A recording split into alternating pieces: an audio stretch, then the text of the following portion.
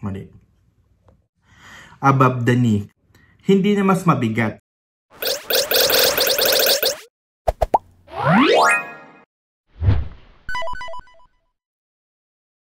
Hi! Maligayang pagbabalik sa aking YouTube channel. Ako si Magandang Javi. Ako hindi ka ba na-subscribe sa aking YouTube channel, i-click mo ng subscribe button ng aking YouTube channel at ang notification bell ng aking YouTube channel para mas ma-update ka sa mga bagong videos ko.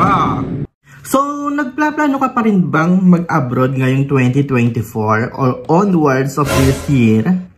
Kasi, alam nyo guys, marami ng pagbabago dito sa Saudi. So, yun ang ating tatalakayin sa bidyong ito. So, sa dami ng pagbabago dito sa Saudi, marami pa rin namang bawal. Hindi kagaya na maraming bawal noon, ngayon mas kumonti na lang. At sa bidyong ito, tatalakayin natin ang mga bawal pa rin ngayong 2024. Una, bawal pa rin natin kalimutan ng ating ikama or Abshare account. Kung meron kang Abshare account sa cellphone, panatilihin mong naka-online yan. Or kung hindi mo naka-online ang Abshare, dalhin mo palagi ang iyong ikama dahil nanguhuli pa rin sila ng mga walang ikama at walang Abshare account. Number 2, bawal pa rin makipag-usap sa mga lokal na babae dito sa Saudi Arabia. Pero marami ng babae ang empleyado ng mga store, so pwede mo pa rin silang kausapin tungkol sa kanilang ibinebentang product. Pero pag casual talking like napadaan ka lang tapos bibigla mo kakausapin yung mga madam, bawal pa rin yun. Pangatlo, bawal pa rin magdala ng religious item katulad ng crucifix, Bible, rosaryo dito sa Saudi. Pwede ka na mag-install ng mga Bible verse dyan sa cellphone. So, be safe palagi. Sa cellphone ka na lang magbasa ng Bible. Pang-apat, bawal pa rin ang pagkain ng pork dito sa Saudi kahit 2024 na. Kung may nababalitaan kang nakakakain ng pork dito, baka lusot-lusot lang yun or tinago or galing sa ibang bansa.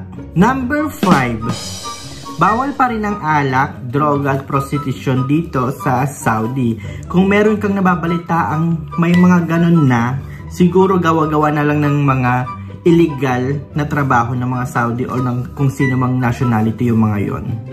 Number 6, bawal pa rin ang malalaswang kasuotan dito sa Saudi, lalo na sa mga babae. Kung dati lahat nag-aabaya, ngayon pwede nang walang abaya ang mga babae, pero bawal pa rin ang malalaswa. Kita ang dibdib, kita ang mga manggas ng kamay, kailangan mahaba pa rin mga suot natin. Sa kalalakihan naman, iwasan pa rin ang pagsusot ng sando at ng shorts. Pero dun tayo sa safe, huwag ka na lang mag-short at huwag mag-sando.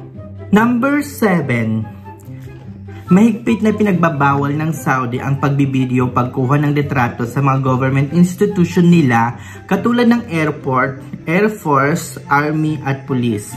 Pag nahuli ka nila, bubulaklatin nila yung cellphone mo or kung ano man yung mga kamerang ginamit nyo at ipadidelete sa'yo. Kung hindi papadelete, ipadedeport ka. Mas nakakatakot yun. Sayang ang effort, sayang ang panahon. Number 9, bawal ang kumain sa public places tuwing Ramadan. Pwede naman tayong kumain tuwing Ramadan, basta doon tayo sa kusina natin as a Christian, and hindi pwedeng nakikita ng mga Muslim or ng mga Saudi. Although may mga institution na nakikita ng mga Saudi na kumakain yung mga Christian, hindi na nila pinagbabawal yun. Pero pag public, like mga restaurant, pinagbabawal pa rin ang kumain sa public. Igalang po natin ang kanilang kultura at belief. Number 9, ito ay yata ang pinakabagong pinagbabawal na ng Saudi. Kung dati limited lang yung jaywalking, ngayon bawal na tumawid sa mga hindi tawirang daan. Kung dati pwede kang tumawid yan kahit hindi mga tawiran yan, ngayon bawal na talaga. Malaki ang fine dyan, parang 1,000 reals. So like 10,500, 15,000 na sa Pilipinas yon. So kung may nakita kayong mga camera at may makita kayong tawiran, doon na kayo sa tamang tawiran. Be safe palagi. Number 10, bawal pa rin ang porn dito sa Saudi Arabia. Huwag na kayong magtangkang gumamit ng VPN dahil nadidetect nila iyan. Opo, marami ng kasong nadetect ang VPN sa mga Pilipino. Kung gusto nyong manood ng porn, wala talagang pag-asa.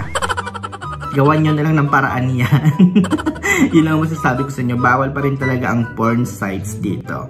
Although may mga nakakapag-share din ng mga porn, pero mga sites wala po. So marami pa rin talagang bawal dito sa Saudi, pero hindi na mas mabigat kagaya dati. Kaya kung mag-abroad kayo dito sa Saudi, pumunta kayo ng PIDOS, pakinggan nyo yung PIDOS, makinig kayo mabuti ng PIDOS, sundin nyo yung mga pinag-uutos ng PIDOS. At pagdating nyo dito sa Saudi, saka nyo na lang patunayan kung totoo yung mga pinagsasabi ng PIDOS at sundin nyo na lang yung bagong rules ng Saudi or ng mga amo ninyo. So yun lamang po mga kababayan, maraming salamat sa panonood ng video ito. Sana po meron kayong natutunan sa video ito at sana po nakuhanan nyo ng impormasyon. So hanggang sa muli pong video, magkita-kita po tayo. Bye!